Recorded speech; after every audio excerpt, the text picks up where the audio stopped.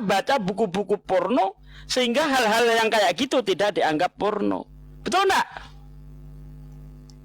Betul. Itu dia. Sama misalnya ada anak-anak yang hidup di lingkungan prostitusi, mulutnya itu pasti kotor-kotor, suka mengumpat, mencaci. Nah, orang yang tidak pernah hidup di daerah seperti itu, ketika melihat ada anak-anak seperti itu, Masya Allah, anak sekecil itu kok mulutnya seperti itu. Tapi bagi lingkungan mereka, orang yang sudah hidup di lingkungan seperti itu, enjoy saja, wajar saja. Nah, itu bedanya seperti itu. Kami umat Islam adalah umat yang selalu dituntut untuk hidup bersih, sehingga ketika kita melihat tulisan-tulisan yang porno harus kita katakan itu porno. Tidak bisa tidak dikatakan itu porno. Lanjut. Ya. Terima kasih, Pak. Sedikit lagi ya. Jadi itulah makanya saya tuh sering marah ya sama orang-orang kafir nih ketika mereka tuh selalu berkata SWT. Padahal SWT itu apa, mereka juga tidak ngerti. Kalau dikasih tahu pun mereka ngotot. Padahal juga SWT itu juga ada tertulis di kitab mereka.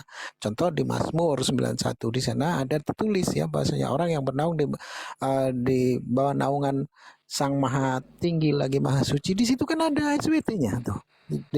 Ada kalaupun disingkat-singkat. Tapi mereka tidak mau mempelajari itu.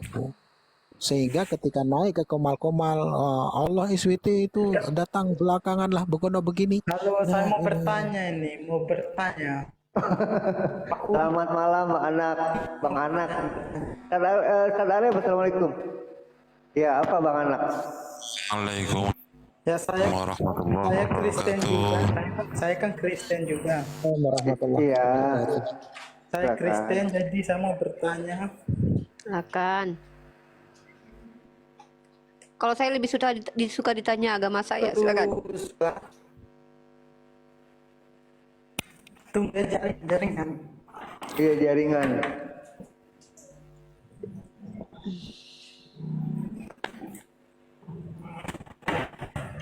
Kenapa ya ketika kita baca Bible itu yang ayatnya tertulis kita dibilang menghujat ya? Saya bingung dengan teman Kristen.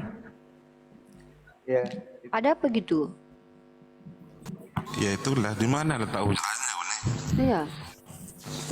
Datanglah firman Tuhan Ustaz Sugi. kepadaku, hai anak manusia, ada dua orang perempuan, satu Bukan gitu, ibu. Pak De. Bukan gitu, Pak De. Yang Ini nggak tua asik lah. namanya Ohola. Bukan, Pak dan De, ini yang nggak seru. muda si Oholiba. Bukan begitu, Pak De. Bukan gitu. Di Mesir susunya di jama-jama. Bukan, Pak De. Bukan gitu. Gini. Judulnya Maria, Ustaz Sugi. Oholiba. Begini. Ohola dan Oholiba, Oholina, Wijaya dan Omikana. Mereka bersundal di padang gurun, di negeri Asyur, yang kelaminnya seperti punya keledai, pancaran madinya seperti punya kuda, cerot-cerot seperti punya kuda gitu. Ya, Ustaz Sugi, kalau di terjemahan BIS beda lagi loh itu. Mereka dengan jelas dikatakan mereka berdua istriku. Itu kalau di terjemahan BIS. Mereka milik aku. Kalau di TB milikku katanya. Mereka berdua adalah milikku katanya. Kalau di BIS Mereka aku itu punya. mereka istriku. Si Ohola dan Oholiba. Nah, ini saya mau bertanya. Ya. Ya, lanjut, silakan. Bagus sekali pertanyaannya. Kenapa di Al-Qur'annya Muslim, kalau di kitabnya kita Kristen, kalau kitab kita babi bisa makan terus. Kalau Di mana Bang? Babi bisa dimakan Bang kitabmu Bang? ada di Mana Bang? Di mana babi disuruh makan? Di mana? Silakan. Di mana babi suruh makan? perkataan Iya, di mana Bang? Kalau babi, kalau nggak haram Itulah. itu Anda dibohongin pendeta, Bang. Nggak ada Yesus mengatakan babi boleh dimakan, Bang. Ah, Anda dibohongin sama pendeta itu. Iya. Anda buka Imamat 11 ayat 7, Bang. Coba dibaca, Bang. Jangan-jangan nggak pernah dikasih tahu pendeta nih. Kitab Imamat, Bang. 11 nomor 6 nomor 7, Bang. Dibaca, Bang. Sekalian suruh baca suruh baca Yeremia 6 nomor berapa, nomor 15 16 kalau tidak salah saya. Di sana dikatakan barang siapa dia Yeremia tidak berapa? Bentar. Imamat aja, Imamat. Hmm. Imamat 11 ayat 6 ayat 7 coba dibaca. Imam. Mm-mm. Ini Anda nggak pernah dikasih tahu ayat ini sama pendetamu. Yang dikasih tahu justru yang tidak tertulis, babi boleh dimakan gitu. Aduh, ini penyesatan nih, Bang.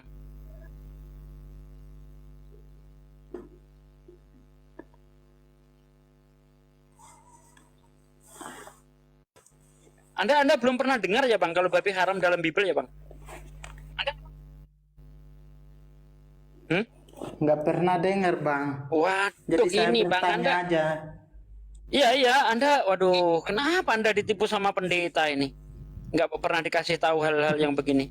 Coba ayat 7, Bang. Imamat 11 nomor 7, Bang. Ini aku bacain aja Pak De ya.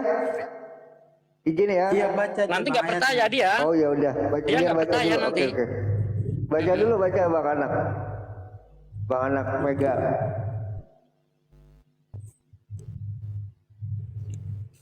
Imamat. Ya, Imamat 11 nomor 7. Ya, Imamat. Ini gimana, jahat banget ya pendeta-pendeta itu. Ayat-ayat kayak gini yang jelas-jelas tertulis nggak mau dikasih tahu. Ini gimana nih Pak Pendeta kau ini? Jangan perpuluhannya aja kau ambil, Pak. Tapi nggak kau ajari dengan benar jemaatmu ini. Aduh.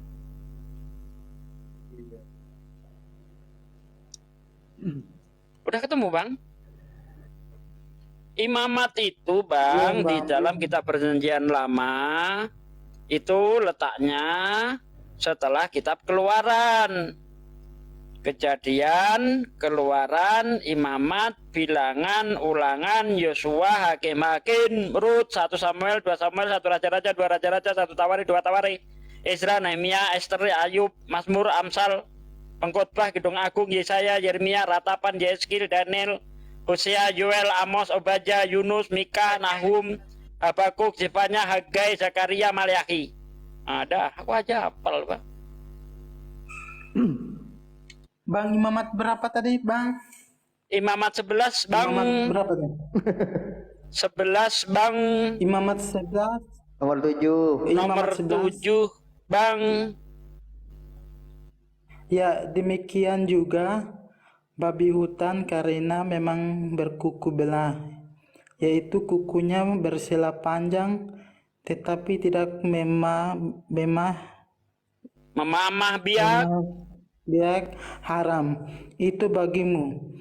Daging binatang itu janganlah kamu makan, dan bangkainya janganlah kamu sentuh, haram. Semuanya itu bagimu. Dor. Bingung saya. Nah, kamu kan. Nah, gimana ini Unirifa ini? Itu apa? Kan- Suzuki. Kan cuma ikut saja. Nah, itu Ikut makanya saja itu- ajarannya. itu makanya Ini itu. anak Megawati begini, sebenarnya kalau kita merujuk kepada aturan Tuhan itu tidak mungkin bertentangan atau kontradiksi ya. Maksudnya adalah kenapa ajaran kamu saja yang menghalalkan babi? Sedangkan orang Yahudi atau Bani Israel itu tidak makan babi. Sementara kamu percaya bahwa Yesus sendiri mengikuti ajaran Nabi Bani Israel. Nah, ketika seharusnya bukan kamu yang bertanya kepada kami, kenapa kalian tidak makan babi? Ini harusnya kami yang bertanya, apa yang menjadi alasan kalian makan babi? Kenapa kalian makan babi? Karena kami tidak menemukan bahwa babi itu boleh dimakan dalam kitab kalian. Tapi Ini Bu Yuni boleh naik, izin maaf ya potong. si Yuni itu cuma pansos, dia tuh Oh, iya. butuh perhatian. Yuni, ada usah, ada usah, ada usah. Ilmu Oke. gini ya. Mbak Uni, Saya lebih aku mau baik diskusi bertanya. sama Seger-Seger ya. Kenapa? Seger-Seger Oten ya masih punya adab daripada Yuni ya. Yuni itu Oke, satu lanjut tak ada ini. ilmu. Yang kedua dia itu orang yang membutuhkan apa ya kayak pansos untuk nggak penting juga gitu loh, nggak ada ilmu. Terus Yuni siapa gitu loh? Emang dia ustadz ulama, bukan siapa-siapa Yuni itu. Jadi nggak ada gunanya ya. Yuni Uni, kita naikin. Uni, saya mau bertanya lagi. Ya silakan. Perlu Bang Ana mau perbedaan nggak? Isa Bang Ana, sama- kalau seandainya Anda ditakdirkan menikah sama Yuni mau nggak? Ya udah silakan Bang Ana. ini saya mau bertanya, kalau perbedaan Nabi Isa sama Yesus bagaimana nih? Kalau di Nah, ini mantap nih. ajarannya. Ini pertanyaan mantap nih. Terima kasih sebelumnya untuk anak Megawati. Semoga Anda sehat selalu ya dan mendapatkan hidayah dari Allah. Kembali lagi hati-hati dengan salah satu imam TikTok di dunia TikTok ini namanya Yuni. Hati-hati ya, dia imam ke-13 ya. Hati-hati dengan dia ya. Nanti kamu digigit. Satu itu buat anak Megawati. Hati-hati kamu dikejar Yuni. Yang kedua adalah pertanyaan kamu luar biasa. Apa perbedaan Nabi Isa dengan Yesus? Sebenarnya kalau saya ditanya, Yesus dengan Nabi Isa itu merujuk kepada tokoh yang sama, yaitu anak Maria yang adalah utusan Tuhan mengajarkan kebenaran dengan menyembah kepada satu Tuhan, yang Tuhan itu adalah Tuhan yang tidak bisa dilihat dan tidak bisa ditoel-toel apalagi mati. Itu adalah orang yang sama. Tapi perspektif kalian, dalam Bible kalian diceritakan bahwa Yesus itu memiliki kepribadian yang tidak mungkin dimiliki oleh Nabi Isa. Berarti tidak semua orang Kristen memahami bahwa Yesus dan Isa itu menerima bahwa Yesus dan Isa sama. Tidak semua orang Kristen yang mengatakan bahwa Isa dan Yesus itu berbeda. Begitu juga dengan umat Islam. Saya tergantung situasi. Yang mana dulu nih informasinya yang sama. Kalau informasinya dia adalah anak Maria, dilahirkan tanpa ayah, malaikat Jibril datang kepada ibundanya adalah orang terhormat, maka itu adalah Nabi Isa saya. Tapi kalau yang dikatakan temperamen, tiba-tiba lapar, buah ara tidak berbuah, mentang-mentang dia punya kekuatan, dikutuk itu pohon ara sampai kering, itu bukan Nabi Isa alaihissalam. Tiba-tiba dia mengatakan perempuan lain adalah anjing, astagfirullah. Nabi Isa tidak mungkin mengatakan kata-kata yang kotor, menyamakan manusia dengan hewan. Tidak mungkin Nabi Isa mengatakan bodoh sekali kalian, na'udzubillah summa na'udzubillah, karena Nabi Isa adalah dipastikan seorang nabi yang mampu menjaga kata-katanya ya. Beda dengan saya. Kalau saya ngata-ngatain kalian nggak apa-apa. Kenapa? Karena ngata-ngatain kalian itu bukan berarti menjelekkan kalian, tapi menyatakan sesuatu yang realita tentang kalian. Nah, tapi kalau kita lihat apakah Yesus itu adalah orang yang terkutuk dalam kitab kalian? Yes, kalian mengatakan bahwa dia adalah orang terkutuk karena mati di tiang salib. Kami tidak pernah mengatakan hal itu. Nah, jadi kalau kita bahas, yang mana dulu yang mau dibahas? Isa dalam perspektif Islam dan Yesus dalam perspektif Kristen, yang mana perspektifnya? Yang disalib itu bukan Nabi Isa, karena nanti di hadapan Allah, setiap orang-orang yang menyembah kepada berhalanya, maka berhalanya dengan yang menyembah itu akan masuk ke dalam neraka. Lah masa Nabi Isa nanti masuk neraka? Tidak. Kalian menyembah kepada berhala, yang kalian tuduh berhala itu adalah Nabi Isa. Jadi berhala yang kalian sembah itu adalah tuduhan terhadap Nabi Isa.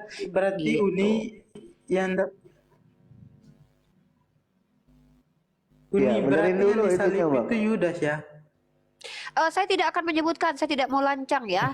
Kalau ulama saya berani mentafsir bahwa ada yang mengatakan itu berdasarkan empirik ya, hasil analisa. Contoh, ada ulama saya yang mengatakan bahwa yang disalib adalah Yudas. Kenapa? Karena berdasarkan kajian terhadap studi Bible sendiri. Kenapa? Ada keanehan yang terjadi. Pertama sekali adalah dalam kitab Amsal bahwa orang jahat akan menjadi tebusan bagi orang benar. Pengkhianat akan menggantikan orang jujur. Yudas adalah pengkhianat, maka dia dipastikan menggantikan orang jujur yang adalah Yesus. Kemudian dalam kitab kalian juga dikatakan Tuhan tidak mungkin Tuhan tidak mungkin membunuh orang yang benar. Maka tidak mungkin Tuhan membunuh Yesus yang adalah orang benar, Nabi Isa yang orang benar. Nah, kemudian juga orang jahat yang menipu. Ketika seseorang makar kepada Allah, maka dia juga akan tertipu. Ketika Yudas menipu Yesus, sesungguhnya dia sedang menipu dirinya sendiri. Maka wajar kalau dia menjadi terhukum kemudian. Kenapa kami juga ada yang mengatakan dari kalangan muslim, para ulama kami mengatakan ada Yudas yang disalib? Karena kalau kita lihat kenapa Yudas kok bisa kebetulan matinya sama Yesus. Dan anehnya matinya dalam keadaan perut terburai. Diingat gitu, Longinus mentusuk lambung tokoh yang mati di tiang salib. Kok tiba-tiba mayatnya katanya gantung diri, tiba-tiba kok terburai perutnya. Masa terburai perutnya nggak ada sebab? Kan aneh gitu. Ya, sementara yang ditusuk lambungnya itu adalah Yesus. Nah, ini aneh. Kemudian itu yang mati itu berteriak-teriak, Eloi, Eloi, lama sabachthani, Eli, Eli, Allahku, Allahku, mengapa engkau tinggalkan aku? Kalau ada seseorang berkhianat, kemudian dia menyesal dengan pengkhianatannya, tiba-tiba dia langsung dihukum, maka wajar dia meminta ampun, kemudian berkata-kata, Eli, Eli, Tuhanku, Tuhanku, kenapa kau tinggalkan aku? Ya, kemudian kalau kita bahas kenapa juga Yudas dikatakan sebagai orang yang tertuduh mati di tiang salib. Nah, ini dia. Dikarenakan kisah tentang Yudas ini agak aneh. Ya, tentang kematiannya, sama satu lagi apa ya? Bahwa orang-orang tuh tidak kenal dengan Yesus yang asli, orang Romawi. Kenapa? Bukti orang-orang tidak mengenal Yesus secara wajah Yesus karena butuh Yudas untuk mencium kudus dulu, baru bisa menangkap Yesus. Kan aneh itu. Maka kalau orang Romawi salah tangkap atau salah gebukin itu hal yang wajar. Hal yang wajar gitu. Nah, lalu kenapa ada yang mengatakan Simon misalkannya? Ya itu karena ulama kami yang mentafsirnya. Itu kan tafsiran, analisa. Tapi Al-Quran tidak sebutkan siapa yang disalibkan. Begitu kurang lebih anak Megawati. Iya. Terus mau bertanya lagi nih. Maaf ya kau tanya-tanya. Nggak apa-apa, tanya terus sampai hari kiamat. Nggak apa-apa, saya suka. Buat kamu saya prioritaskan tanya seumur hidup. Sebenarnya saya juga, kakak saya juga Muslim. Cuman saya aja yang Kristen, cuma Ya. tanya aja tuh. Ya. Pokoknya kamu tanya aja. Kamu tanya seumur hidup. Sampai saya meninggal, kamu tanya aja sama saya sudah. Kalau di kitabnya Uni itu Nabi Isa tuh tidak disalib kayaknya atau Wama gimana? qataluhu wama salabuhu. Dia tidak mati disalib. Dia tidak mati disalib. Dia tidak dibunuh. Karena itu sesuai dengan sifat berarti Tuhan. Saya kasih kamu sebelum satu clue disalib, deh. Saya kasih kamu satu clue. Kenapa di kitab kamu ada dua kesaksian yang berbeda terkait tentang yang memikul salib itu? Yang satu mengatakan bahwa Simon yang memikul salib sampai ke Golgota. Yang satu lagi Yesus katanya yang memikul sampai ke Golgota. Kan aneh. Itu yang pertama. Kamu bayangin deh, tiba-tiba Yesus lagi disalib tuh tiba-tiba orang yang gantiin hukuman dia gitu. Kalau orang Romawi salah menyalibkan Simon kemudian itu hal yang wajar karena memang wajah Yesus tidak terkenal, dia bisa merubah wajah. Yesus itu bisa merubah wajahnya. Baca dalam kitab kamu. Nanti kalau mau dalilnya saya tunjukin dalilnya. Nah, saya bernarasi dulu. Iya, ada. Dan juga Yesus juga berkata, angkatan ini tidak akan mendapatkan satu penglihatan atau satu mujizat kecuali tanda Yunus. Mereka tidak akan dapatkan satu tanda kecuali tanda Yunus. Apa tanda Yunus? Bahwa Yunus ketika masuk ke dalam perut ikan dia tidak mati selama 3 hari 3 malam. Lalu kenapa Yesus harus mati 3 hari 3 malam? Ketika Yesus mengatakan tandaku adalah sama seperti Yunus lah. Yunus nak mati 3 hari 3 malam kok Yesus mati? Apakah kalian mau menuduh Yesus berbohong? Apa-apaan kalian ini? Justru keyakinan kami menjadi asbab bahwa Yesus itu dimuliakan dan tidak dituduh berbohong. Kalau kalian mengimani dia mati 3 hari 3 malam dalam perut ikan, kalian sedang mengatakan Yesus itu berdusta. Gitu. Ini Uni, tapi di Alkitabnya kita yang cuma kasih tahu, cuma Yesus pernah bilang sebelum Abraham ada dia sudah ada. Masya, Sebelum bagaimana itu? Yeremia lahir ke dunia dia juga sudah ada. Dia sudah dikuduskan Tuhan. Semua manusia itu sebelum ada sudah ada di Lahul Mahfuz. Lahul Mahfuz adalah semua yang Allah kehendaki untuk terjadi karena pengetahuan Tuhan itu melampaui ruang dan waktu. Ya, skenarionya sudah ada, bukan berarti Allah membuat kita menjadi robot. Tidak, itu nanti masalah qada dan qadar. Nanti itu terlalu tinggi buat kamu. Kita dasar-dasar aja dulu ya. Nah, terkait tentang Yesus berkata, aku ada sebelum Abraham ada. Ya, ini saya katakan sama kamu, Melkisedek itu lebih hebat daripada Yesus. Tidak punya silsilah, tidak berawal dan tidak berakhir. Keren banget Melkisedek. Kamu mau bilang Melkisedek adalah Tuhan? Kan tidak mungkin. Melainkan semuanya ada penafsirannya. Di Yohanes Yesus berkata, tiada Tuhan selain Allah. Betul. Bukan Yohanes, bukan gitu. Jangan dipelintir kitab sucinya orang Kristen. Nanti kamu kena pidana nanti. Walaupun kamu Kristen ya. Yohanes 17:3, Yesus berkata, kehidupan kekal itu hanya didapat dengan mengenal engkau satu-satunya Allah yang benar dan mengenal aku yang kau utus. Artinya di situ Yesus memperkenalkan satu-satunya Allah yang benar. Dan dia ada di surga. Sebenarnya kata surga itu kan merujuk kepada kata Uranos atau Samayim atau langit. Dia ada di langit. Gitu.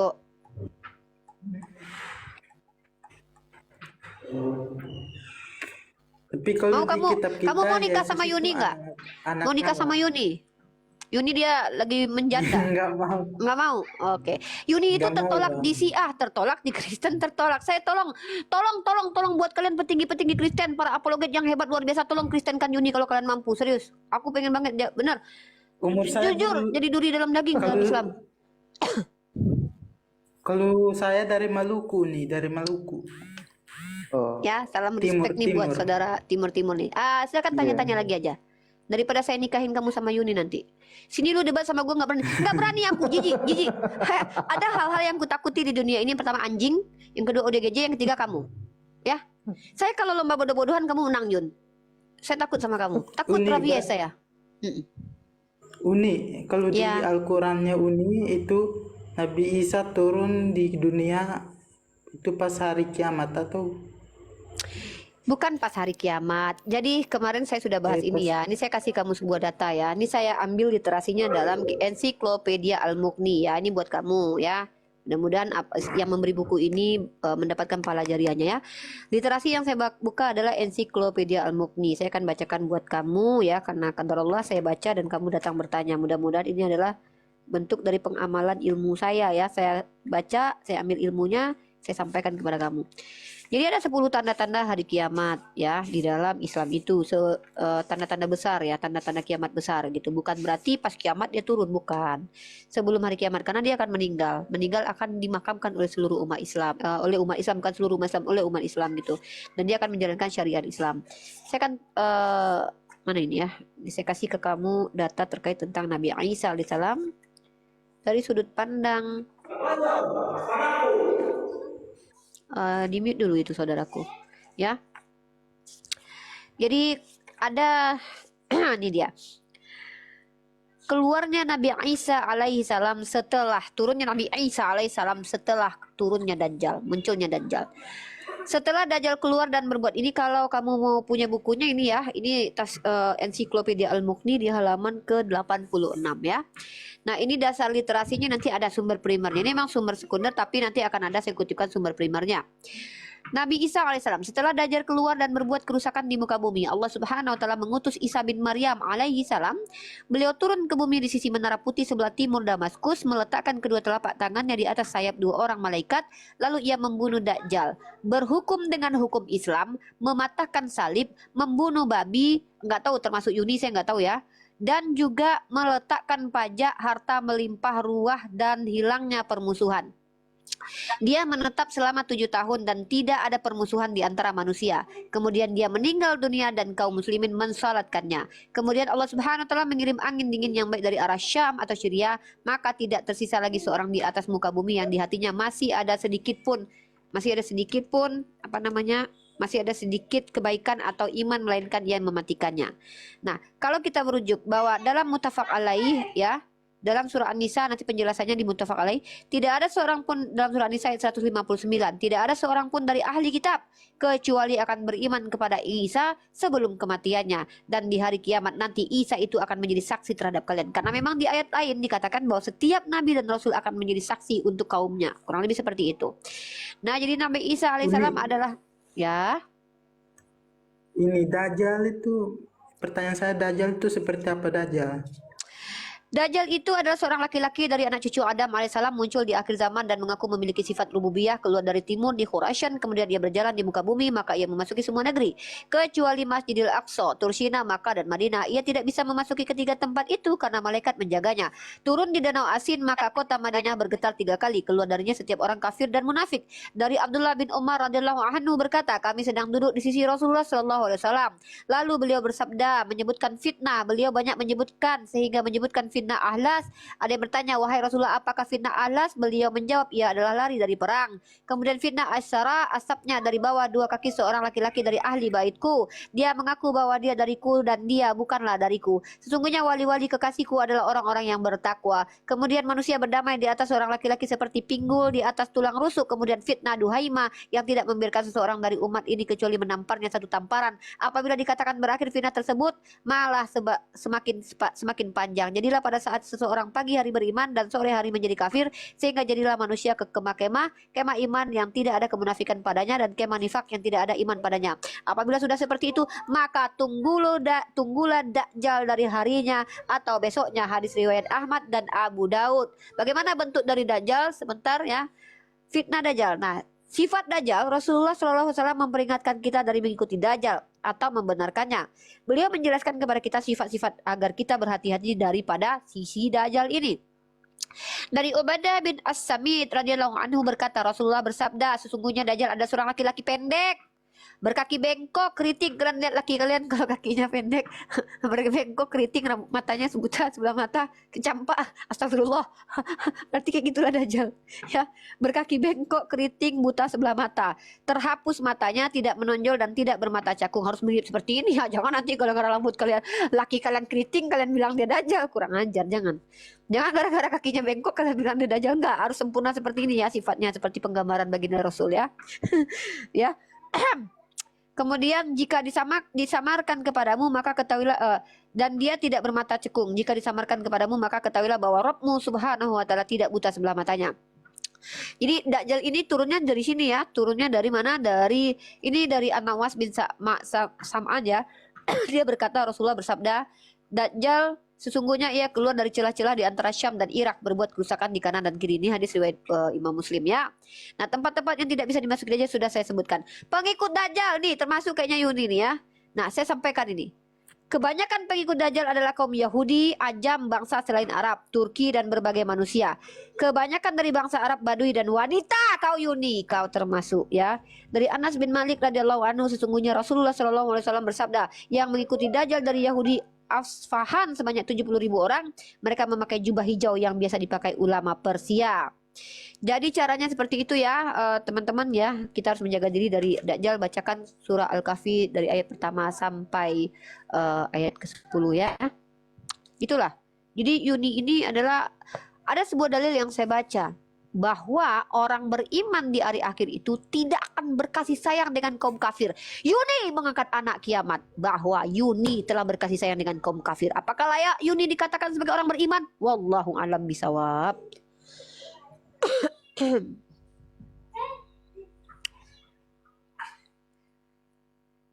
Silakan anak Megawati.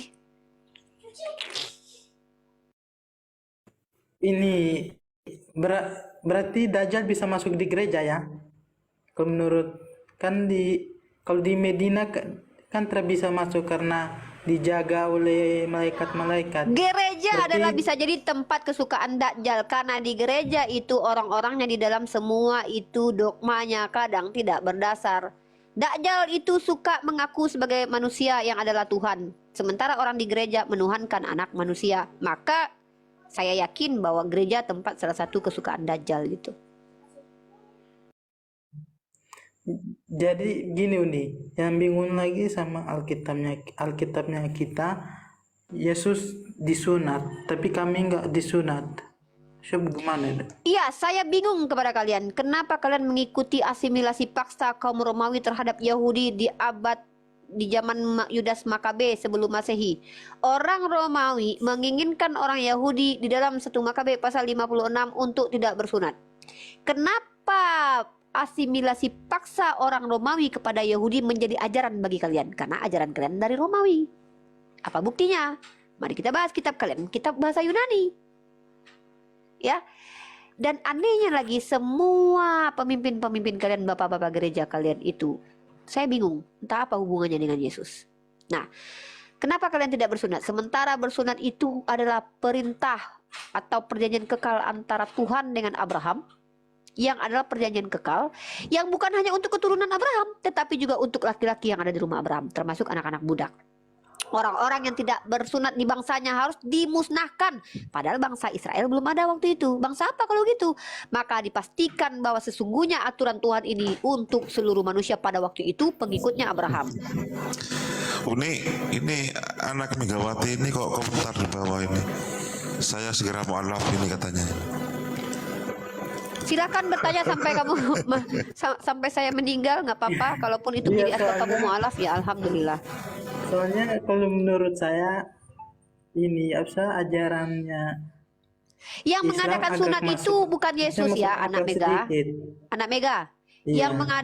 Yang membuat orang Kristen tidak bersunat itu gara-gara Paulus yang mengaku-ngaku bertemu Yesus padahal Yesus sudah naik ke surga. Padahal Yesus katakan, kalau Iya. ada yang mengatakan aku bertemu Mesias di padang gurun, bertemu Mesias di dalam bilik, maka jangan kau percaya. Tiba-tiba Paulus glinding-glinding di atas padang gurun mau ke Damsik, mengaku ketemu Mesias. Di dalam bilik mengaku ketemu Mesias. Terciptalah kemudian surat-surat Galatia, Korintus, Efesus yang di dalam Efesus itu membatalkan hukum Torah yang tidak pernah dibatalkan oleh Yesus. Tiba-tiba kemudian Paulus mengatakan, Perjanjian Lama katakan Torah itu sempurna. Tapi kata Paulus, Torah itu tidak menyempurnakan. Bahkan kitab suci mengungkung segala sesuatu dalam dosa. Maka terkutuklah hukum Taurat. Makanya Yesus turun menebus kutuk hukum Taurat. Kok Tuhan kasih hukuman yang menjadi kutuk? Ini kan apa coba? Ya. Woi Rifa, Dengan misionaris gini, terselubung. kalau pemikiran- Yuni mengatakan saya misionaris Kalau- terselubung. Sementara si Yuni adalah istri Dajjal.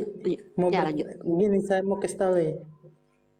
Kalau menurut saya Tuhan itu tidak dikeluarkan dari seorang manusiawi.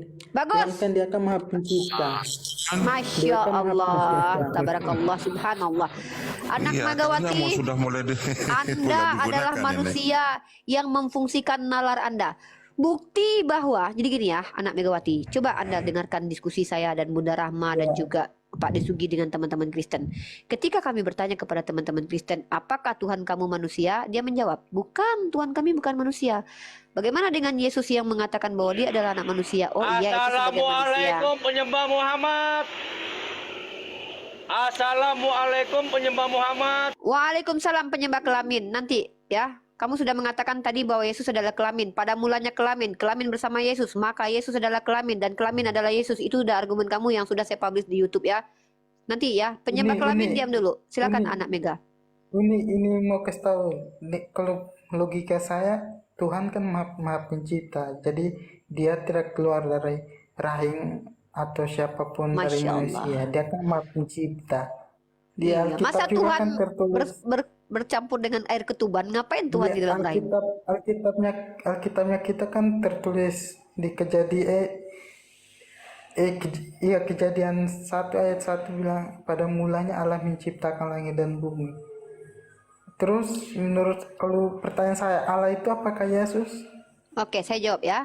Allah itu adalah term yang muncul dari Al-Quran dan dicomot oleh orang-orang Kristen ya. Aduh, kenapa sih hewan? Jangan menggonggong lah. Ya kita Kenapa lagi sih ngomong pada sama naik manusia kepanasan nih. gitu nih? Dia Saya lagi ngomong. ngomong sama anak manusia ini, anak Mega Dilempar nih. aja baruan. Bangke itu turunin aja, Bangke bangke itu. turunin. Udah. Penyebar download itu. Kalau udah kayak gitu, gak usah dipertahankan. Dia memang udah bilang. Nggak mungkin terjadi debat yang baik. Dia itu sudah bilang tadi bahwa Yesus itu adalah kelamin. Itu statement yang keluar dari moncongnya tadi tuh si hewan tadi ya. Astagfirullah, dia yang bilang ya. Gini anak Mega. Kamu harus cari tahu. Kristen Protestan saya. Ya, oke. Jadi Saya tanya-tanya ada nggak apa? Saya coba lanjut dulu ya.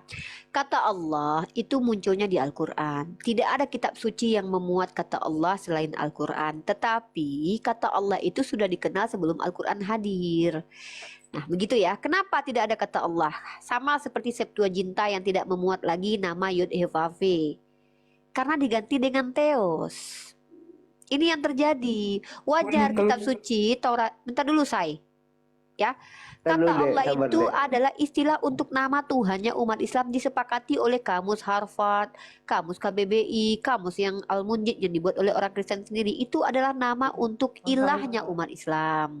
Nah, kemudian anak Mega, kalian menggunakan kata Allah itu karena kesalahan LAI yang mencomot kata Allah, lalu salah pula lafaznya. Allah itu harus ditafkim, tapi kemudian jadi Allah. Allah itu adalah Allah itu adalah penyebutan hiperkorek dari kata Allah. Kesalahan sebut. Nah, kalian itu tidak tahu Allah itu saya nggak tahu Allah ini dari mana kosakatanya gitu.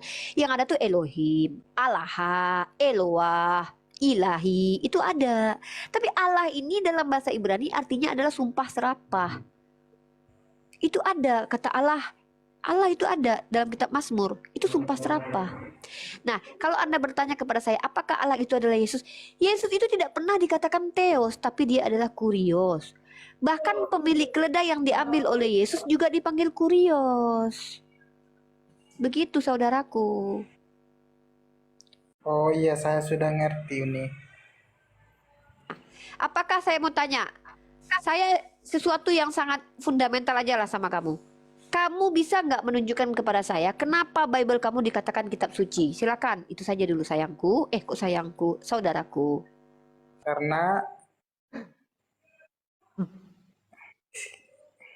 Karena itu kan ada lagi ajaran Paulus lagi yang menulis di situ. Bukan cuma ajaran Paulus. Di dalam kitab Hakim pasal 7 ayat 9 atau 9 ayat 7 itu ada dongeng atau fabel di dalamnya. Kemudian ada kisah-kisah tentang Samson, percintaan Samson dengan Delila. Ada kisah-kisah di mana kisah-kisah tersebut adalah kisah-kisah yang aneh bin ajaib ketika Tuhan berfirman dalam hati lalu masuk ke dalam kitab itu. Aneh juga kalau Musa yang menulis kitab itu tapi dia menuliskan kematiannya sendiri. Jadi banyak sekali anakronisme dalam kitab kalian. Lalu dari mana kamu bisa percaya bahwa kitab itu dari Tuhan atau Matius, Markus, Lukas itu betul-betul pengajaran Yesus? Ya kalau di Alkitab Yesus kan punya 12 murid. Markus, Matius, Yohanes, Filipi, Yudas Iskariot. Ya, oke. Terus? Kan ada Matius. Bingung saya ini. Ya, ini saya jelaskan sama kamu ya, karena kamu yang bertanya di sini. Baiklah, saya akan memberikan 2 SKS pada kamu malam ini ya. Kita bicara tentang transmisi kitab suci. Kita sama-sama percaya ya, kalau kamu lihat dalam kitab kamu, yang namanya Tuhan itu ketika berfirman, dia memberikan firmannya kepada malaikat, lalu malaikat menyampaikannya kepada manusia. Jadi para nabi atau para utusan Tuhan itu adalah mereka yang berfirman mengulangi kembali perkataan Tuhan. Di mana kamu mau lihat? Ulangan 18 ayat 18. Seorang nabi akan kubangkitkan seperti Musa ini yang firmanku diletakkan di mulutnya. Ya, nabi itu akan membicarakan apa yang Tuhan perintahkan. Kamu lihat apa kata Yesus? Segala firman yang kau berikan telah aku sampaikan kepadanya. Artinya Yesus mengaku bahwa dia adalah utusan, dia penyampai firman, dia adalah hamba Tuhan. Terdapat dalam kitab kamu itu tertulis ayatnya. Kemudian ketika Yesus mengajarkan Injil di berbagai macam tempat, apakah pada waktu itu muridnya menulis? Tidak ada tertulis, tidak ada literasi yang menunjukkan. Muridnya langsung tulis. Tiba-tiba 50 tahun kemudian, 60 tahun kemudian, Yesus sudah naik ke surga. Tiba-tiba ada yang menulis. Coba bayangkan ya, bagaimanakah seorang manusia menuliskan kisah perjalanan hidupnya selama 3 tahun tanpa cacat, tanpa kurang, kalau dia tidak pernah menghafalkan narasi yang keluar dari lisan Yesus. Maka aneh juga ketika Matius yang murid Yesus tiba-tiba menceritakan silsilah Yesus, sementara dia hadir kenalan Yesus ketika dia sudah dewasa. Itu pun cuma berapa tahun. Maka ini menjadi keanehan. Aneh juga ketika Matius menceritakan Yesus itu disunat, tapi tidak tahu siapa yang memberikan informasi. Mari kita baca dalam kitab Lukas pasal 1 ayat 1. Banyak orang telah menceritakan tentang Yesus dan dia menyelidiki tentang Yesus, maka dia tuliskan buku untuk Theophilus. Pertanyaan saya, sumber Lukas ini siapa? Kenapa dalam silsilah Yesus dituliskan menurut anggapan orang Yesus adalah anak Yusuf? Sementara dia bukan anak Yusuf. Kenapa anggapan salah orang bisa jadi kitab suci kalian gitu? Saya bingung ini. Menurut anggapan orang si Rifa ini adalah istri Teku Wisnu. Loh, sementara dia ternyata adalah istri Baim Wong. Kok bisa dikatakan firman Tuhan gitu? Pernyataan bahwa menurut orang Yesus Rifa itu adalah istrinya Teku Wisnu. Kan aneh. Menurut anggapan orang Yesus adalah anak Yusuf. Sampai bapaknya ke Daud. Ini kan lucu gak bro? Bapak tirinya kok bisa? Bapak tirinya bersambung nasabnya atau silsilahnya sampai ke nenek moyangnya Yusuf. Apa urusan Yusuf dengan Yesus? Tidak ada. Makanya kata saya, tuduhan terkait tentang Yesus itu sangat beragam dari orang Yahudi dan orang Romawi. Itu dibuktikan ketika dia sedang disidang. Waktu dia disidang itu banyak orang memberikan kesaksian tentang Yesus, tapi kesaksiannya berbeda-beda. Dan pada waktu Yesus hidup, tuduhan terhadap dia itu sangat banyak juga berbeda-beda. Ada yang mengatakan dia ODGJ, ada yang mengatakan dia dari Beelzebul, ada yang mengatakan dia menyetarakan dirinya dengan Tuhan. Pertanyaan saya, kenapa kalian menerima tuduhan orang Yahudi kepada Yesus dengan membenarkan tuduhan tersebut dengan mengatakan dia adalah orang yang nista karena menyamakan dirinya dengan Tuhan? Itu bingungnya saya. Ya. Sementara dia berkali-kali mengatakan Tuhan itu hanya satu. Jangan kalian panggil siapapun Bapa di muka bumi ini, karena Bapa kalian hanya satu, Dia di surga. Aku tidak bisa berbuat apa-apa dari diriku sendiri. Bapa lebih besar daripada aku. Tidak mungkin tukang periuk adalah periuk. Apa kata Ya, Tuhannya Bani Israel? Sebelum aku tidak akan ada lagi Tuhan yang dibentuk. Setelah aku tidak akan ada lagi. Sebelum aku tidak ada Tuhan yang dibentuk, setelah aku pun tidak ada. Artinya tidak ada Tuhan yang dibentuk setelah Tuhan Bani Israel itu, yang tidak akan pernah berubah dalam kitab Maleaki. Dalam kitab Yesaya tidak ada lagi Tuhan yang dibentuk setelah Ya. Tuhan Bani Israel atau sebelum Tuhan Bani Israel. dengan di doa aku percayanya Kristen, Yesus berkata, naik kerajaan sorga, duduk di sebelah kanan Allah Bapa yang Maha Kuasa. Siapa yang Berarti lihat? tadi doa aku percaya itu doanya orang Kristen. Siapa yang lihat? Kurang tahu. Jadi kalau menurut saya berarti Yesus itu bukan Tuhan. Bagus. Masya Allah. Karena dia bilang Allah Pinter Bapa ya, yang Maha Kuasa. alhamdulillah. Lanjut, anak. Karena dia bilang Allah Bapa yang Maha Kuasa. Anak Mega, saya mau tanya sama kamu. Kamu mau nikah sama Bu Yuni nggak? Nggak kenal Yuni Ya udah, aku. maka kamu jadilah Islam biar kamu tidak dinikahi dan dikejar-kejar Bu Yuni. Marilah datang kepada agama yang aturannya jelas, siapa yang mengajarkan jelas, transmisi firman Tuhan jelas, dan ajarannya make sense, atau tidak ada satupun jurnal ilmiah yang membantah ajaran Islam. Apa ajaran Islam? Adillah bersikap. Perintah Allah seperti itu. Al-Mumtahanah ayat ke-8. Tidak terlarang kalian berbuat baik kepada kaum kafir, kepada orang yang tidak memerangi kalian. Dan bahkan kami diperintahkan kalian berperang kalau kalian diperangi. Kami sesuai situasi dan kondisi semuanya diatur oleh Allah. Sangat-sangat relevan untuk kehidupan. Pernikahan kami pun ada batasannya. Minimal umur adalah ketika sudah balik. Ditandai dengan apa? Datangnya menstruasi. Dalam Kristen ada tidak aturan seperti itu? Tidak ada, saudaraku. Maka datanglah wahai saudaraku kepada agama yang lurus ini, yaitu ajaran di mana Yesus pun berada di bawahnya, karena Yesus tidak pernah mengajarkan Trinitas, tidak pernah mengatakan Tuhan itu manusia, dan tidak pernah menyetarakan dirinya dengan Tuhan. Maka wahai saudaraku anak Megawati, datanglah ke ajaran Islam ini, yang di mana ajaran ini adalah ajaran yang akan mengatur kehidupanmu detail untuk kau damai di dunia, selamat di akhirat. Ini berkaitan dengan bagaimana kau nanti setelah mati.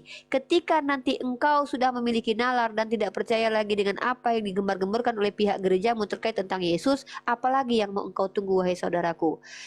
Tolong buktikan Al-Quran salah, maka kalau engkau tidak bisa membuktikan Al-Quran kami salah, maka janganlah engkau masuk. Kalau engkau bisa membuktikan Al-Quran salah, maka jangan masuk Islam.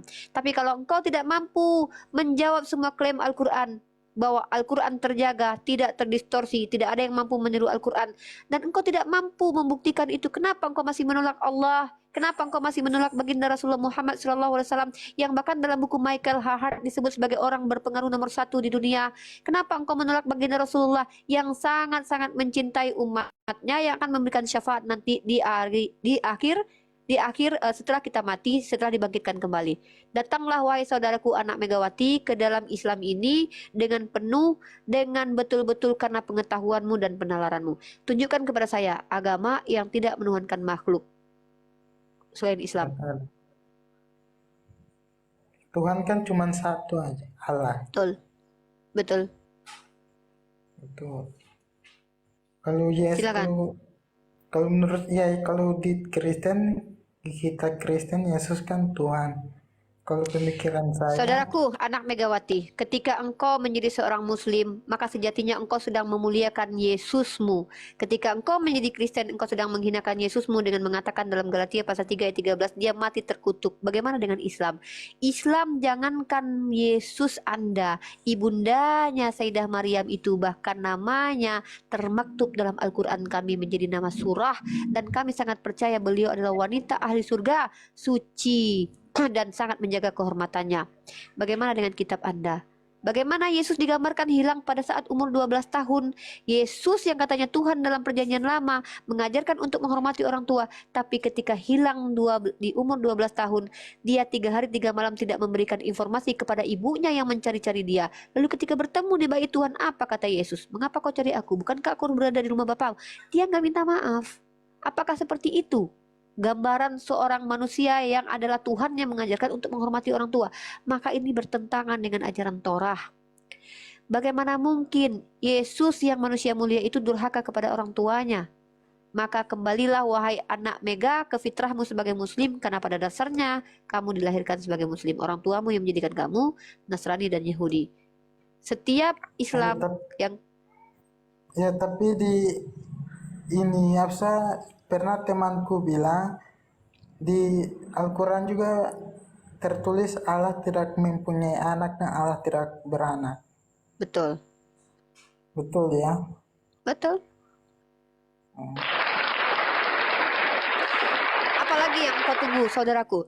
Saya sedih ya, kalau ada orang Kristen yang sudah punya nalar, mendapatkan pengetahuan, dan sudah mulai tidak percaya dengan pengajaran orang-orang gereja, tapi belum mendeklarasikan keislamannya. Ini lebih mengerikan daripada kaum kufar yang memang menolak, yang sudah menempati neraka. Orang-orang yang sudah percaya, lalu seperti Heraklius.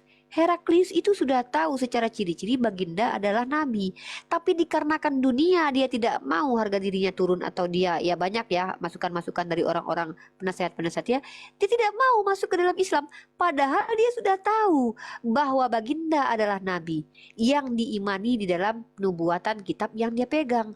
Saya sangat sedih dengan orang-orang seperti ini. Masih mending Seger-Seger memang kafir laknatullah, dia memang menolak sudah ya.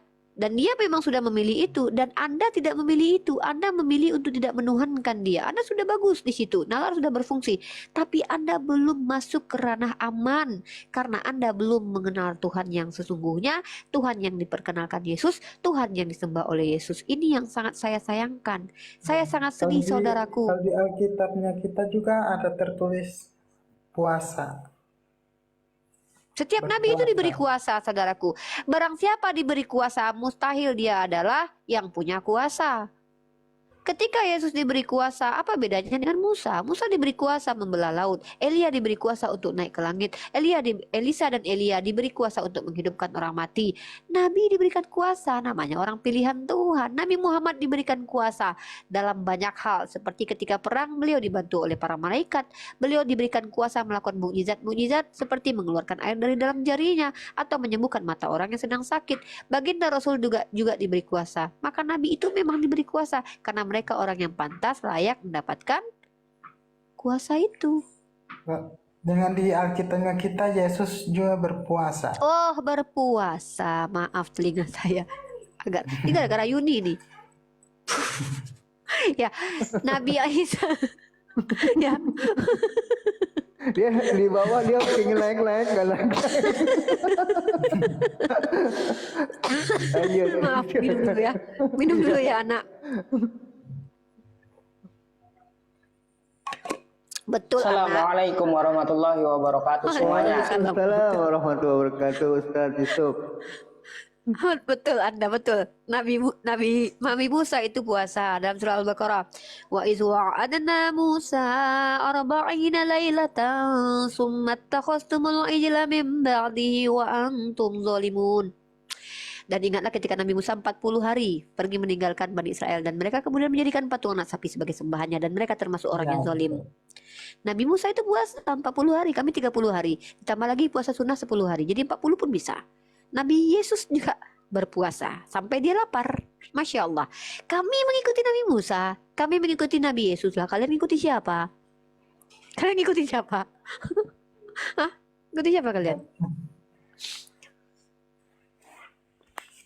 Jangan ikuti Yuni lah. Yuni itu di Syiah tertolak loh. Nggak ada orang Syiah yang mau mengakui kesiahan Yuni. Orang Kristen pun nggak mau terima dia sebagai Kristen loh. Terbuang sana sini dia. Iya. Yuni Yuni siapa? salah satu artis TikTok imam ke-13 yang adalah penguasa TikTok ya. Kalau di dalam kalian tahu kalau di dalam palung marijuana itu ada penguasa palung marijuana ya, yang adalah jin-jin tomang. Nah, Yuni adalah penguasa TikTok. Muka petak, hidung lebar. Itulah Yuni. Silakan. Dengan Wahai pemikiran saudaraku, saya, anak, apakah engkau pemikiran percaya bahwa saya- Yesus adalah Tuhan? Dengan pemikir logika saya, apakah Tidak. Yesus dengan Adam dan Hawa duluan mana? Gimana? Yesus sama Adam dan Hawa. Adam, Yesus secara dan- zahir Adam lebih dulu ada. Tapi kalau kita bicara sesuatu yang gaib, segala sesuatu Allah sudah tetapkan ada di Lahul Mahfuz, ya. Begitu. Makanya ada di dalam riwayat hadis kami, ketika diusap punggung anak Adam, maka akan dikeluarkan. Jadi sebenarnya bukan berarti anak Adam itu sudah ada secara zahir. Ruh kita sudah ada, ketetapan Allah itu sudah ada di Lauhul Mahfuz. Kita sudah ada, bukan berarti berbentuk jasmani manusia ini. Jadi disebut dengan manusia itu apa? Maka dia adalah ruh dan mayat. Jenazah tanpa ruh disebut mayat, ruh tanpa jenazah disebut sebagai ruh. Nah, kita itu sudah di Lauhul Mahfuz tuh sudah ada sketsanya dari Allah, atau rencana Allah itu sudah ada gitu. Kalau lebih seperti itu, saya tidak suka sih menggunakan bahasa-bahasa yang cenderung nanti jatuhnya ke ranah mendeskripsikan Allah ya. Saya tidak mau ya. Kurang lebih seperti itu. Gimana anak Mega? Gereja kamu di mana by the way? Apa nama gerejanya? Kalau kita gereja Elizabeth, Di mana itu? Maluku. ya Maluku. Oke. Maluku Tengah. Coba kamu buka 1 Timotius pasal 6 ayat 16. Aduh, Bahwa Tuhan itu tidak ada yang dapat menghampiri Tuhan, karena Tuhan itu tidak dapat dilihat. Kenapa kemudian orang Kristen percaya bahwa Tuhan itu berkelamin dan turun ke dunia? Pertanyaan saya, apakah kamu percaya bahwa Nabi Isa itu adalah Tuhan? misalnya begini, kurang percaya karena Tuhan dia kan yang menciptakan manusia. Jadi siapa Tuhan? Masa dia dikeluarkan dari rahim seorang manusia? Lalu siapa Tuhan menurut Anda? Kalau kita Kristen kan Yesus Tuhan saja. Ya, kalau sekarang Anda, siapa Tuhan menurut Anda? Kalau Tuhan itu, kalau logika saya sih Allah. Oke. Di mana di kitab Anda tertulis kata Allah? Kenapa Uni? Di dalam kitab Anda, baik kedua-duanya, Septuaginta ataupun teks bahasa Yunani, itu tidak tertulis nama Tuhan, tapi tertulis kata Theos. Kata Yod Hevave itu tertulis dalam kitab teks Mesorah, punyanya orang Yahudi. Yod Hevave itu adalah tetragrammaton, 4 katanya huruf suci. Tetapi banyak kemudian interpretasi dari Yod Hevave itu. Pelafasan Yod Hevave itu sendiri tidak ada satupun orang yang pernah mendengar dalam lintas diskusi lintas iman ini. Ada teman kita Yahudi tidak pernah melafazkan Yod Hevave itu. Artinya apa? Nama Allah itu sudah dikenal sebelum Nabi Muhammad lahir. Buktinya mana? Nama ayah beliau sendiri adalah Abdullah. Artinya nama Tuhan itu tidak mungkin berubah-ubah. Nama Tuhan itu tidak mungkin berubah-ubah, tapi Tuhan bisa memiliki gelar yang lain seperti Ar-Rahman, Ar-Rahim, Al-Malik, Al-Qudus, Al-Jabbar. Itu bisa. Dan Tapi yang nama Allah, yang proper name Allah itu tidak mungkin berubah-ubah. Uni, dan Kenapa juga Anda tidak Yesus mau masuk pernah- Islam saja gitu? Dah, saya simpel aja. Kenapa tidak mau masuk Islam? Apa alasan Anda tidak mau menjadi Islam? Karena kalau keluar dari Islam nanti orang tua, maksudnya keluarga sudah nggak terima lagi. Tadi bilang kakaknya Islam ya Uni kalau nggak salah. Kakakmu Islam Bang Anak. Nanti Kakak, takut dapat usir dari rumah Oh. karena masih Oke, saya jelaskan ke kamu. Sebenarnya dalam Kristen pun kalian itu wajib membenci ibu, ayah, dan keluargamu. Apa kata Yesus? Barang siapa yang tidak membenci ayahnya, ibunya, saudaranya laki-laki, saudaranya perempuan, maka dia tidak bisa menjadi muridku atau pengikutku, kata Yesus. Bayangkan, yang lebih kejam itu harusnya terjadi di agama Anda. Bahkan kata Yesus ya, jangan menyangka aku datang untuk membawa damai, tapi aku datang membawa pedang. Pertanyaan saya, dalam Islam, ketika Anda menjadi Islam, kewajiban Anda adalah patuh tunduk kepada orang tua, selagi ketundukan itu tidak menjadi asbab Anda kafir. Anda harus semakin sayang kepada orang tua. Itulah perbedaannya. Kenapa justru ajaran Kristen yang memerintahkan untuk berselek dengan orang tua, kok Anda malah masuk Islam, kok malah takut Anda berantem dengan orang tua? Ini bingung saya. Ya, Anda lebih takut kehilangan dunia ketimbang nanti Anda takut bagaimana hidup Anda setelah kematian. kalau kakak saya sudah masuk Islam cuma sudah keluar dari sudah terdaftar lagi di keluarga. Oh, dikeluarin. Ya. Iya, jadi inilah yang menjadi asbab betul kata Allah Subhanahu wa taala ya, dunia ini menjadi apa ya, kemiskinan itu menjadi orang kufur kepada Allah dari pihak Muslim seperti itu ya. Begitu juga dengan teman-teman Kristen yang sudah tahu kebenaran itu tapi tidak mau karena ketakutan dunia ini. Artinya Anda tidak percaya bahwa Tuhan itu maha kuasa. Kalau Anda percaya yang namanya Tuhan itu maha kuasa, kok Anda takut kehilangan dunia loh? Anda umurnya berapa sekarang, saudaraku? Kenapa Uni? Umurnya berapa sekarang? Baru 18, udah kuliah. Umur 18 tahun, pernah tidak hidup kelaparan 3 hari 3 malam nggak makan? Jangan nyinggung saya dong, Uni. Nggak, saya tanya dulu nih, pernah nggak 3 hari 3 malam nggak makan? Nggak pernah. 18 tahun beragama Kristen, tidak menyembah kepada Rabbul Alamin ini, bahkan mengatakan anak manusia adalah Tuhan, tidak pernah selama 18 tahun dibiarkan 3 hari 3 malam kelaparan, lalu ketika Anda kembali kepada Dia yang adalah pemilik bumi ini, Anda takut kelaparan. Ini aneh. Ketika Anda saja tidak menyembah pemilik bumi ini, Anda tidak diizinkan kelaparan 3 hari 3 malam. Lalu Anda takut ketika menyembah pemilik bumi ini, takut kelaparan. Astagfirullahaladzim.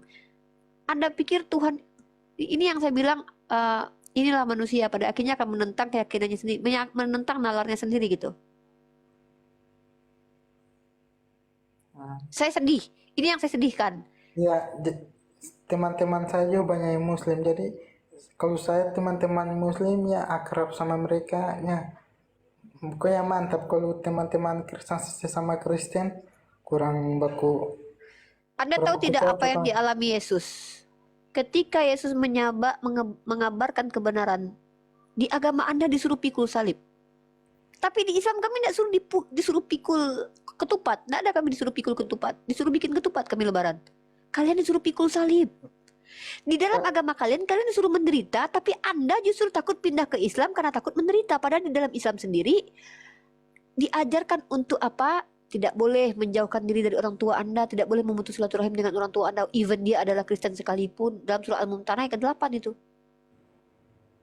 Lah, Anda di Kristen kata Yesus, barang siapa yang tidak membenci ibunya, tidak membenci ayahnya, tidak membenci kakaknya laki-laki dan perempuan, maka tidak bisa jadi pengikutku. Lah, Anda tetap jadi pengikut Yesus, tapi Anda takut dibenci keluarga, takut berpisah dengan keluarga. Padahal Islam adalah, Anda sudah tahu bahwa Islam ini ajaran yang tidak mampu Anda bantah. Secara nalar saya yakin Anda sudah tahu kebenaran itu. Anda tolak itu hanya karena Anda takut dikeluarkan dari keluarga. Kan miris, ini kan ironis sekali gitu. Gitu loh. Kalau dengan logika saya Tuhan itu tidak disiksa gitu karena dia kan maha pencipta maha tahu. Tapi di kitab Anda, Tuhan Anda disiksa. Makanya berhentilah wahai saudaraku menentang nalar Anda. Astagfirullahaladzim. Anda sedang tidak berdebat dengan saya. Anda sedang berdebat dengan diri Anda sendiri, saudaraku. Anda sedang bertengkar dengan nalar Anda bertengkar dengan hati nurani Anda. Kebenaran itu tidak mungkin tertolak oleh akal dan hati nurani. Karena Tuhan yang menciptakan akal dan hati nurani untuk kita fungsikan, membedakan kita dengan hewan ya. Jadi Anda sedang tidak diskusi dengan saya. Anda sedang berdebat hebat dengan diri Anda sendiri. Maka biarkanlah saya membiarkan Anda untuk mendapatkan hidayah itu datang dari Allah. Maka ketika Anda memilih untuk menerima, insya Allah nanti Anda akan mendapatkan hidayah itu. Tapi ketika Anda memang menolak, apapun yang saya katakan itu tidak akan ada gunanya, saudaraku. Gitu aja mungkin ya. Lanjut yang lain dulu. Udah nggak bertanya lagi beli. Tanya Soalnya sampai saya meninggal tanya, kan saya bilang gitu. Saya sudah bilang begitu kan. Soalnya mau ke kampus lagi ada Jom Malang. Ya, nggak mau tanya. Ketika kamu lihat saya prioritaskan kamu. Saya sudah banyak loh kasih tiket VIP buat teman-teman Kristen ini bertanya seumur hidup loh. Tapi kok nggak ada semua yang datang. Buat kamu saya kasih lagi tiket VIP untuk menjadi penanya saya. Kalau kamu larang saya bertanya kepada kamu, oke lah, saya akan tanya sama kamu. Tapi kamu khusus bertanya saya. Tanyalah kepada saya sampai kamu kapok, bosan, dan muak melihat saya. Tanya aja sudah. Tapi jangan tanya pribadi saya ya. Nanti kalau kamu tanya nomor sepatu saya minta nanti kamu beliin saya sepatu, kan nggak mungkin. Ya, tanya yang penting-penting aja terkait agama. Makasih Oke? yang udah mulai paham ini. Mana yang baik. Mulailah mana yang baca-baca terjemahan Al-Quran. Mulailah buka jurnal-jurnal terkait tentang agama Islam ya. Kamu kan seorang mahasiswa. Buka Usuluddin. Buka Tritunggal dengan Tauhid itu dasarnya dari mana. Kamu akan menemukan kebenaran itu. Kemudian kamu Kalau kamu adalah seseorang yang ingin membuktikannya secara empirik, ya kamu buktikan bahwa Al-Quran itu tidak masuk ke ranah ilmiah, penyampaiannya dari Rasulullah sampai kepada kita. Silakan, belajarlah banyak-banyak ya. Mudah-mudahan selepas dari room ini, kamu makin banyak belajar dan kamu semakin pintar dan akhirnya kamu mendapatkan hidayah. Karena Islam itu untuk orang yang berakal dan juga orang yang sudah balik. Kalau kamu sudah balik tapi tidak berakal, ya Islam tidak pantas buat kamu. Tidak layak kamu masuk Islam. Karena kamu tidak berakal. Tapi kalau kamu berakal, maka kamulah orang yang berhak mendapatkan hidayah Uni Islam itu. mau Wallahu a'lam pamit bishawab. pamit dulu ya. Makasih Ya, lagi anak atas Megawati sehat selalu. Semoga Allah menambahkan, semoga Iya. Allah mengizinkan Anda mendapatkan hidayah Allah. Amin. Amin. Insyaallah mantap Uni Rifa. Amin amin ya mujibas sailin. Allahu yahdi. Silakan anak Megawati.